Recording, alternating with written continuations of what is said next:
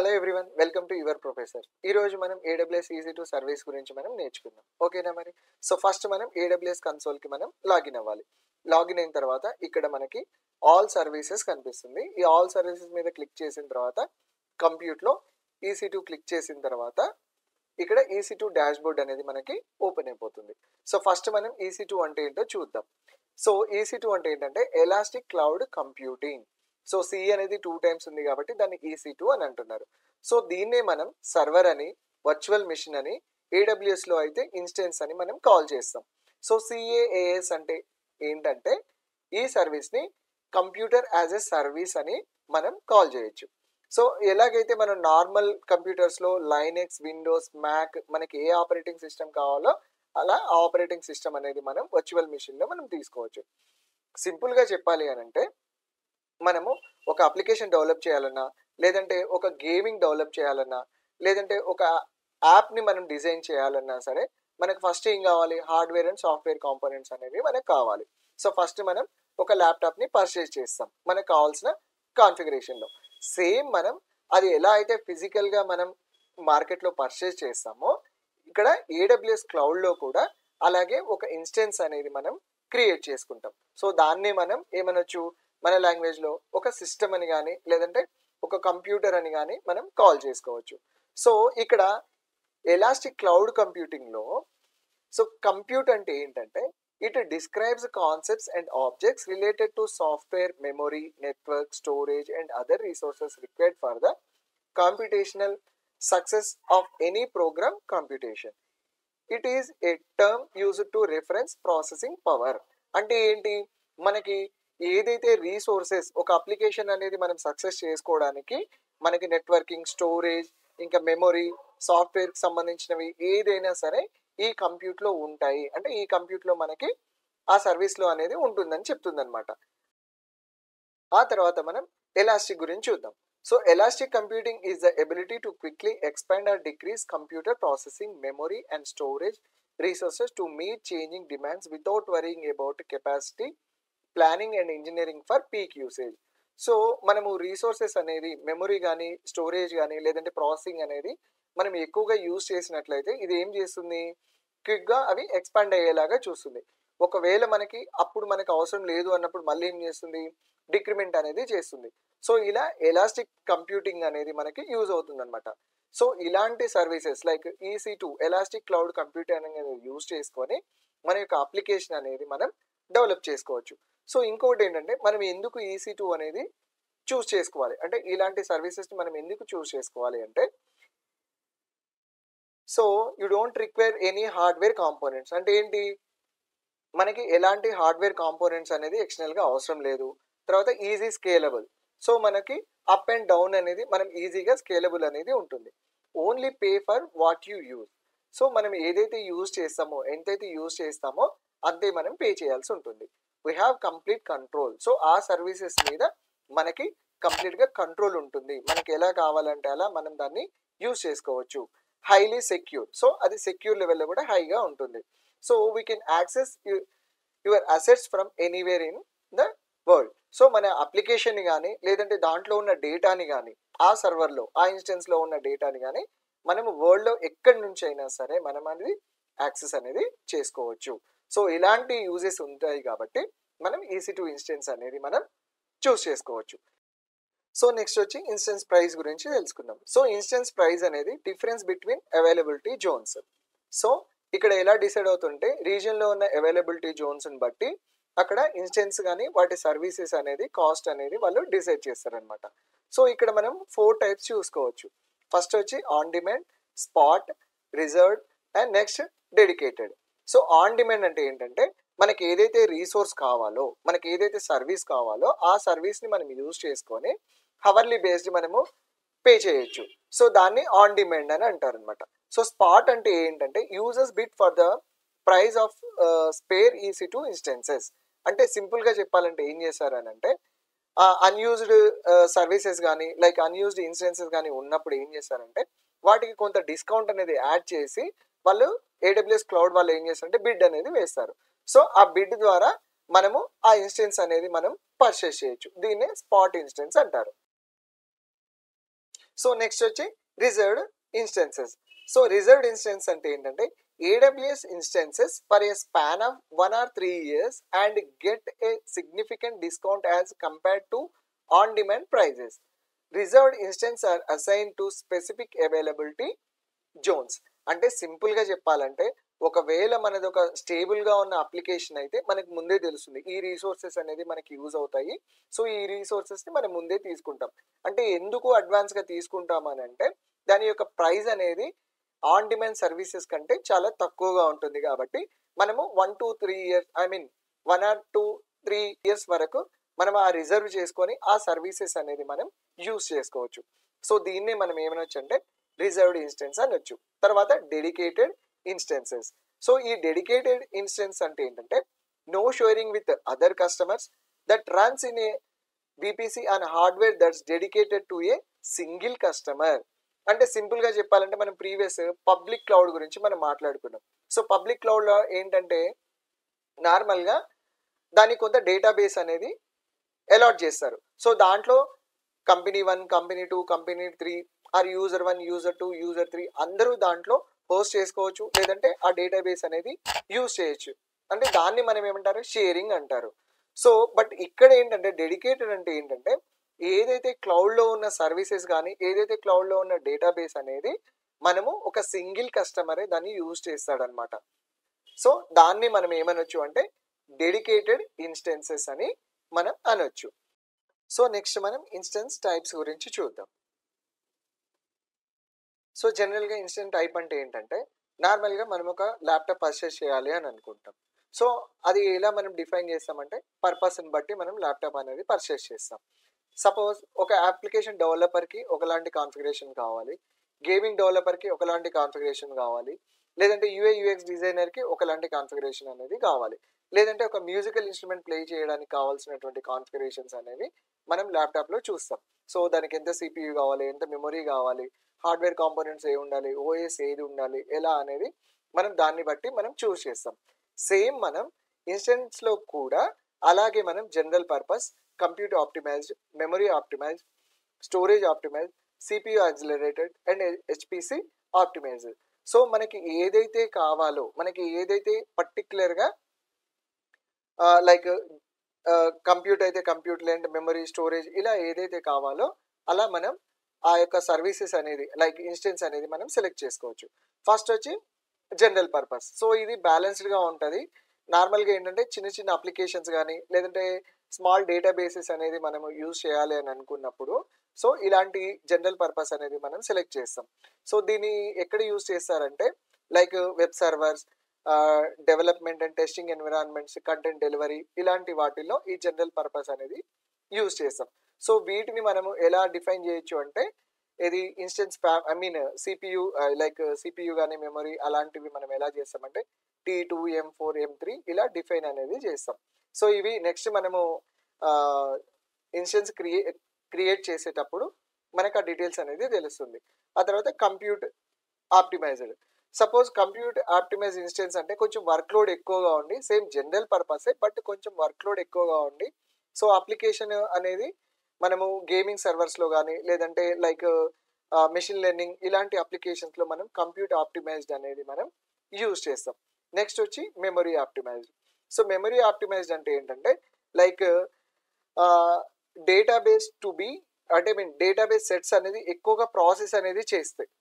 ఆ మెమరీ అనేది మనకి మెమరీ ఆప్టిమైజ్డ్ అనేది కావాలి. సో ఈ అప్లికేషన్స్ ఏంటంటే ఎక్కువగా ఉన్న మెమరీ డేటాబేసెస్ కావచ్చు లేదంటే బిగ్ డేటాలో మనము ఈ మెమరీ ఆప్టిమైజ్డ్ ఇన్స్టెన్సెస్ అనేవి మనం యూజ్ చేస్తాం.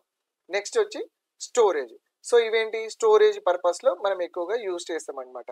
సో ఇవి ఏమవుతుంది అంటే రీడ్ అండ్ రైట్, తర్వాత write access to use databases లేదంటే డేటా సెట్స్ కానీ లేదంటే ఎక్కువగా ఫైల్ సిస్టమ్ అనేది డిస్ట్రిబ్యూట్ చేయాలనుకున్నప్పుడు సో అలాంటివి డేటా వేర్ హౌసింగ్ అప్లికేషన్స్లో ఈ డేటా ఆప్టిమైజ్ అనేది మనకి యూజ్ అవుతుంది. తర్వాత CPU యాక్సిలరేటెడ్. సో వీటిలో ఏంటంటే co process are use to in accelerator computing instance to execute specific operations more effective than software running on CPUs.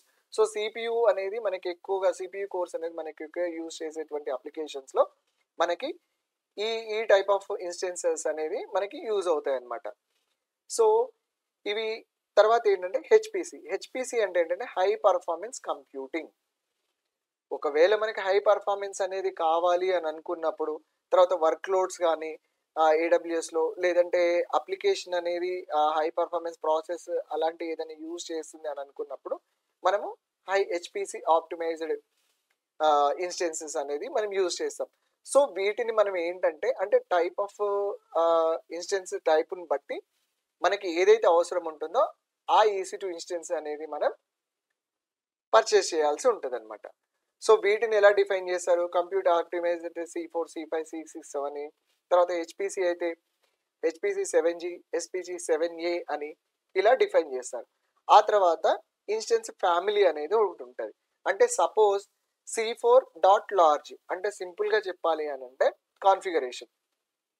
ఇది కాన్ఫిగరేషన్ అంటే మన దాంట్లో ఎలాగా i3, i4, i5 ఉంది, ఎంత కోర్ CPU ఉంది, ఎంత ర్యామ్ ఉంది, ఎంత రోమ్ ఉంది, అలా ఎలా డిఫైన్ చేస్తారో ఇది కూడా C4.large అనేది అనమాట.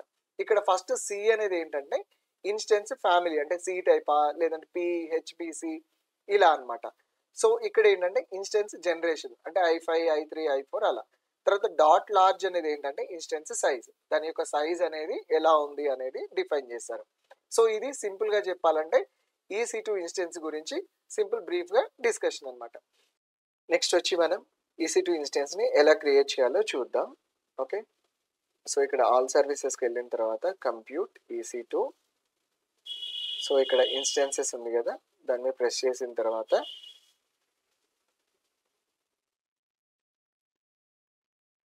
ఇక్కడ మనకి లాంచ్ ఇన్స్టెన్స్ అనేది ఉంటుంది. సో లాంచ్ ఇన్స్టెన్స్ చేసిన తర్వాత ఇక్కడ మనము ఆ ఇన్స్టెన్స్ యొక్క నేమ్ మనము ఏదైనా ఇవ్వచ్చు. సపోజ్ నేనేమి ఇస్తున్నానంటే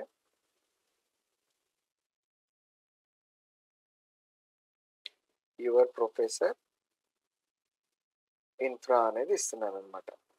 ఓకే, నెక్స్ట్ వచ్చి ఇక్కడ మనకి స్టార్టింగ్లో చెప్పుకున్నాం కదా సర్వర్ అని, వర్చువల్ మిషన్ అని, తర్వాత ఇన్స్టెన్స్ అని. సో ఇక్కడ ఎలా డిఫైన్ చేస్తారు అని అంటే ఇమేజెస్గా డిఫైన్ చేస్తారు అనమాట. అంటే డిఫరెంట్ మనకి ఏదైతే ఓఎస్ కావాలో లేదంటే ఏదైతే మనకి కాన్ఫిగరేషన్స్ కావాలో, సో ఫస్ట్ వీటిని మనం ఎలా సెలెక్ట్ చేస్తామంటే లైక్ అమెజాన్ లైనక్స్ కావాలా, Mac OS, Ubuntu, Windows, Red Hat, SUSE Linux, so ఇలాంటివన్నీ మనకు ఉంటాయి. సో మనకు కావాల్సింది మనం చేయాలి అని అనుకుంటే ఇక్కడ బ్రౌజ్ మోర్ EMIస్లోకి వెళ్ళాలి. వెళ్ళిన తర్వాత ఇక్కడ AWS మార్కెట్ ప్లేస్ అని ఉంటుంది. సో ఇక్కడ AWS మార్కెట్ ప్లేస్లోకి వెళ్ళిన తర్వాత ఇక్కడ నాకు కావాల్సింది ఏంటంటే CentOS 7. నాకు CentOS 7 అనే మిషన్ అనేది నాకు కావాలి. ఓకే, సో నేను అనేది ఎంటర్ చేసిన తర్వాత నాకు ఇలా డిఫరెంట్ ఇమేజెస్ అనేవి నాకు వస్తాయన్నమాట.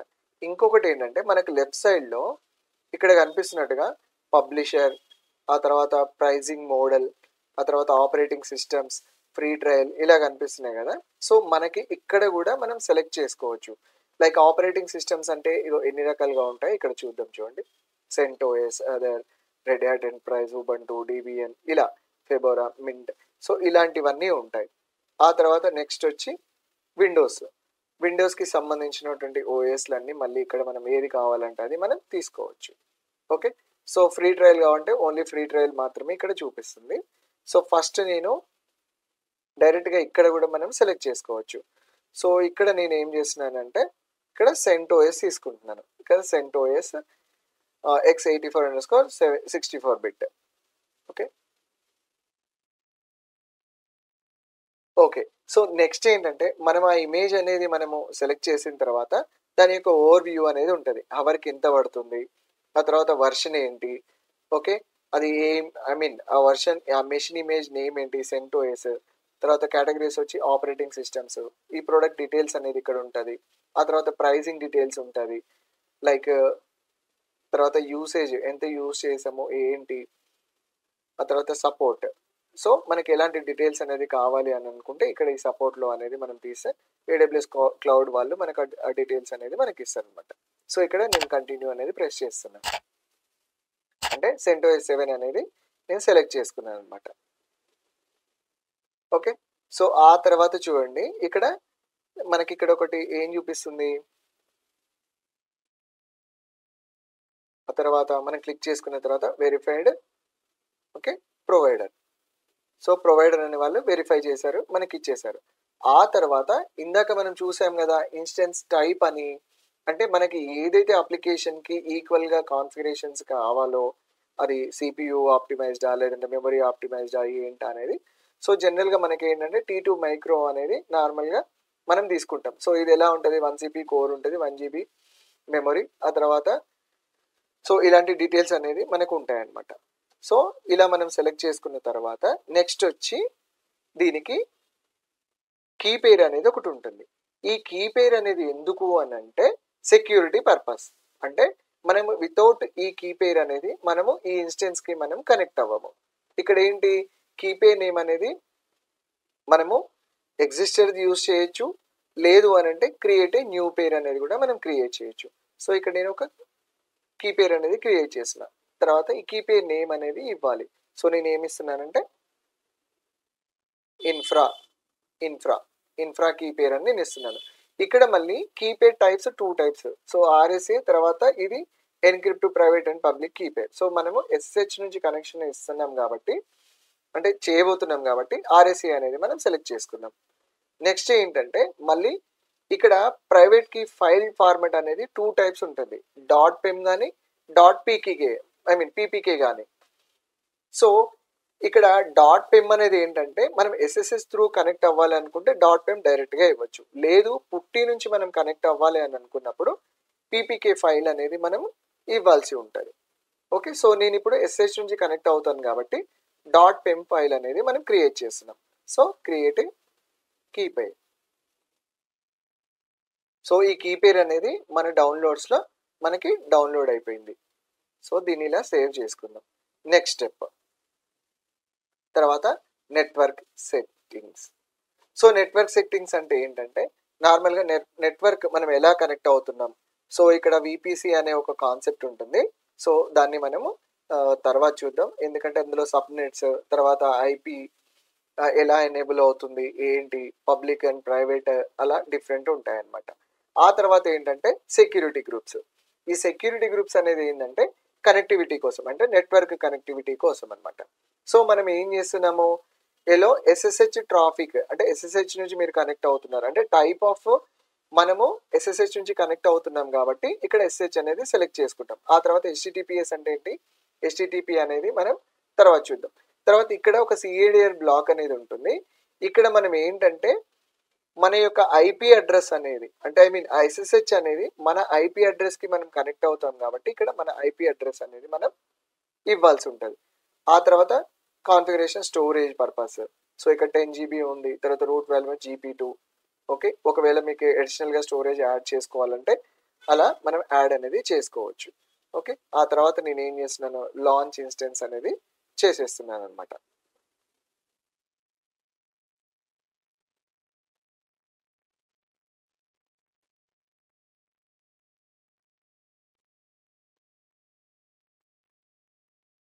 ఓకే, సో ఇక్కడ మనకి సక్సెస్గా ఆ ఇన్స్టెన్స్ అనేది ఇనిషియలైజ్ అయిపోతుంది అనమాట.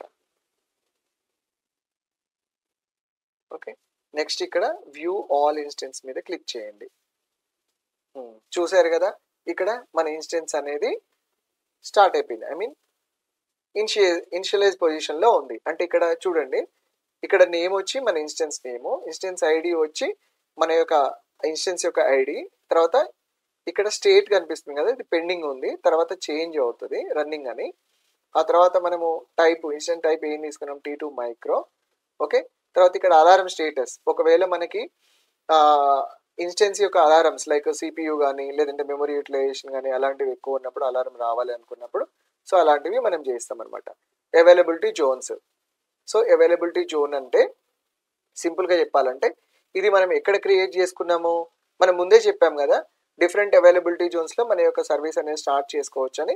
సో నార్త్ వర్జీనియాలో US ఈస్ట్ 1లో, అది కూడా 1Aలో మనము క్రియేట్ చేసుకున్నాం అనమాట. సో 1A 1B 1C అని కూడా ఉంటాయి. సో ఒకవేళ ఓహియోలో కానీ ఈ US వెస్ట్లో కానీ లేదంటే ఏషియా పసిఫిక్ ముంబైలో కానీ మనం అలా డిఫరెంట్ ప్లేసెస్లో కూడా మనము ఇన్స్టెన్సెస్ అనేది మనం క్రియేట్ చేసుకోవచ్చు. ఓకే, సో ఇక్కడ చూసారు కదా రన్నింగ్ అని వచ్చింది. సో ఇప్పుడు ఈ ఇన్స్టెన్స్ అనేది మనము ఎలా కనెక్ట్ అవ్వాలి? ఇంకొకటి ఏంటంటే ఇక్కడ మనకి చూడండి ఇన్స్టెన్స్ యొక్క డీటెయిల్స్ కూడా కింద ఉన్నాయి. అంటే public IP, private IP, okay, ఆ తర్వాత instant type, okay, VPC ID. So ఇలా డిఫరెంట్ డీటెయిల్స్ అనేవి మనకు ఉంటుంది అనమాట. ఆ తర్వాత status and alarms, okay, so ఇక్కడ మెట్రిక్స్ చెక్ చేయొచ్చు, ఆ తర్వాత అలారం సెట్ చేసుకోవచ్చు. సో ఇలా డిఫరెంట్గా ఉంటుంది అనమాట. ఆ తర్వాత ఇంకోటి ఏంటంటే ఇక్కడ చూడండి system checks and instance status checks అనేది మనకి ఇలా రన్నింగ్లో గ్రీన్లో ఉండాలి. ఆ తర్వాత మానిటరింగ్ చేసుకోవచ్చు. ఆ తర్వాత సెక్యూరిటీ, ఇందాక మనం చెప్పాం కదా సెక్యూరిటీ గ్రూప్స్లో మనం ఏం చేస్తామంటే inbound and out bound rules అనేది మనం చేంజెస్ చేసుకుంటాం. అంటే ఎందుకంటే to the connectivity to that server, అంటే లైక్ ఎస్ఎస్హెచ్ నుంచి మనం కనెక్ట్ అవుతాం కాబట్టి ఆ ఎస్హెచ్ అనేది సెక్యూరిటీ గ్రూప్ అనేది, లేదంటే మనకు అప్లికేషన్ రన్ చేసేటప్పుడు HTTP కానీ HTTPS మనం యూజ్ చేస్తూ అంటే సో అలాంటివి మనం సెక్యూరిటీ గ్రూప్లో మనం సెలెక్ట్ చేసుకుంటాం. ఓకే, ఆ తర్వాత నెట్వర్కింగ్ ఎలా ఉంది, స్టోరేజ్ ఏంటి, మనం ఏమేం ట్యాగ్స్ ఇవ్వాలి, ట్యాగ్స్కి ఏంటి, సో ఇలా డిఫరెంట్ డీటెయిల్స్ అనేది మనకి ఇక్కడ డిస్ప్లే అవుతాయి అన్నమాట. సో నెక్స్ట్ వచ్చి మనం కనెక్ట్ EC2 ఇన్స్టెన్స్ అనేది కనెక్ట్ అవ్వడానికి ఇక్కడ కనెక్ట్ అనేది ప్రెస్ చేసిన తర్వాత డైరెక్ట్గా మనకి ఇక్కడ కనెక్ట్ అని ప్రెస్ చేసినా కూడా డైరెక్ట్గా కనెక్ట్ అయిపోతాం. అలా కాకుండా నేను ఏం చేస్తున్నాను అని అంటే ఓకే,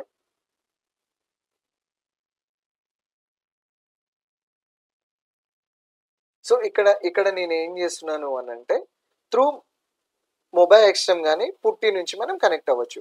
మనం SH కనెక్షన్ అనుకున్నాం కాబట్టి త్రూ మొబైల్ ఎక్స్టెమ్ నుంచి మనం కనెక్ట్ అవుదాం. ఓకే, సో మొబైల్ ఎక్స్టెమ్ డౌన్లోడ్ ఎలా చేసుకోవాలి అని అంటే సింపుల్గా ఇక్కడ చూడండి మొబైల్ ఎక్స్టెమ్ డౌన్లోడ్ అని ప్రెస్ చేసిన తర్వాత ఇక్కడ మీకు ఇలా ఒక లింక్ అనేది వస్తుంది URL. ఆ URL మీద క్లిక్ చేసిన తర్వాత ఇక్కడ ఫ్రీ ఎడిషన్ మీద డౌన్లోడ్ అని ప్రెస్ చేయండి. ఓకే, ఇక్కడ పోర్టబుల్ ఎడిషన్ కానీ ఇన్స్టాలర్ ఎడిషన్, సో దీంట్లో మీకు ఏది అవైలబుల్ ఉంటే మీరు ఏది ఇన్స్టాల్ చేసుకున్నా సరే అది మీకు కనెక్ట్ అనేది అవుతుందన్నమాట. సో ఇక్కడ నేను ఆల్రెడీ ఇన్స్టాల్ చేసుకున్నా కాబట్టి నేను ఎలా కనెక్ట్ అవుతానంటే ఇక్కడ సెషన్ మీద క్లిక్ చేసిన తర్వాత ఇక్కడ SSHలోకి వెళ్ళాలి. ఇక్కడ రిమోట్ హోస్ట్ అనేది మనకు అడుగుతుంది. రిమోట్ హోస్ట్ అంటే ఏంటంటే మన ఇన్స్టెన్స్లో ఉన్న పబ్లిక్ ఐపీ అడ్రస్ అనమాట. సో ఇక్కడ ఇది క్లిక్ చేసిన తర్వాత మనకు కాపీ అయిపోతుంది. సో ఇక్కడ ఈ పబ్లిక్ ఐపీ అనేది మనం పేస్ట్ చేయాలి. తర్వాత ఇక్కడ స్పెసిఫై యూజర్ నేమ్, ఆ ఇన్స్టెన్స్ యొక్క యూజర్ నేమ్ అనేది EC2-user. సో మనకి ఈ డీటెయిల్స్ అనేది ఎలా తెలుస్తుంది అంటే సింపుల్గా ఇక్కడ కనెక్ట్లోకి వెళ్ళిన తర్వాత ఇక్కడ ఇన్స్టెన్స్ కనెక్ట్ అనేది ఉంటుంది కదా, ఇగో ఇక్కడ మీకు డీటెయిల్స్ అనేది ఉంటుంది public IP and user name. Okay, మీరు ఇన్స్టెన్స్ అనేది క్రియేట్ చేసిన తర్వాత ఇలా ఉంటుంది. ఓకే, సో కనెక్ట్ అయిన తర్వాత మళ్ళీ అడ్వాన్స్డ్ SH సెట్టింగ్స్, ఇక్కడ మనము ఆల్రెడీ ఒక కీ పేర్ అనేది మనం స్టార్టింగ్లో క్రియేట్ చేసుకున్నాం. ఆ కీ పేర్ అనేది ఇక్కడ అడ్వాన్స్డ్ SH సెట్టింగ్స్లో మనం ఇవ్వాల్సి ఉంటుంది. So infra pen open, so next okay. So చూసారు కదా, సో మనం ఇలా EC2 ఇన్స్టెన్స్ అనేది మనం కనెక్ట్ అవుతున్నాం. సో ఇక్కడ చూడండి ఇక్కడ EC2-user@IP 172.31.22.18 అనేది ఏంటంటే ఇక్కడ మనము పబ్లిక్ ఐపీ నుంచి ఎప్పుడైతే మనం కనెక్ట్ అవుతామో ఓకే అక్కడ ప్రైవేట్ ఐపీకి కనెక్ట్ అవుతుంది. ఓకే, ఇక్కడ ఐపీ అడ్రస్ చూడండి 172.31.22.18 కదా, చూడండి 172.31.22.18. సో ఇలా ప్రైవేట్ ఐపీకి కనెక్ట్ అయిపోయి మనము ఆ ఇన్స్టెన్స్ అనేది మనం యూజ్ చేసుకోవచ్చు. సో నెక్స్ట్ వచ్చేసి ఇన్స్టెన్స్ స్టేట్. సో మనకి ఇక్కడ ఏంటి, ఏ స్టేట్లో ఉంది, రన్నింగ్ స్టేట్లో ఉంది. అంటే ఏమవుతుంది, మనకి బిల్లింగ్ అనేది కంటిన్యూగా పడుతూనే ఉంటుంది.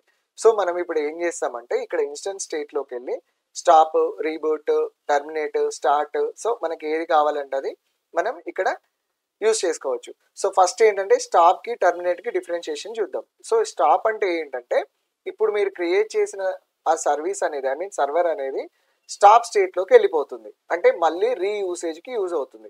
బట్ ఇక్కడ టర్మినేట్ ఇన్స్టెన్స్ అంటే ఏంటంటే కంప్లీట్గా దాన్ని డిలీట్ చేసినట్లు అవుతుంది అనమాట. సో మనకి ఇప్పుడు నేను ప్రజెంట్ ఏం చేస్తున్నా అంటే స్టాప్ అనేది చేస్తున్నాను. సో ఇక్కడ సక్సెస్ఫుల్లీ స్టాప్డ్ అని వచ్చేసింది. చూడండి ఇక్కడ స్టాపింగ్ అని వచ్చింది.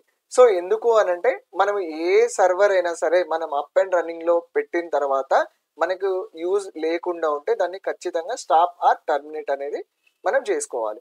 ఒకవేళ మనకి యూజ్ మళ్ళీ చేసుకోవాలనుకున్నప్పుడు ఏం చేసుకోవచ్చు, ఇక్కడ స్టార్ట్ ఇన్స్టెన్స్ అనేది మనం చేయొచ్చు. ఓకే, సో ఈ విధంగా మనం ఇన్స్టెన్సెస్ అనేది మనం యూజ్ చేస్తాం. సో ఈరోజు వీడియోలో EC2 ఇన్స్టెన్స్ ఎలా క్రియేట్ చేయాలి, ఎలా కనెక్ట్ అవ్వాలి అనేది విషయాల గురించి మనం తెలుసుకున్నాం కదా. నెక్స్ట్ వీడియోలో security group and elastic IP ఎలా యాడ్ చేయాలో మనం తెలుసుకుందాం. ఓకేనా మరి.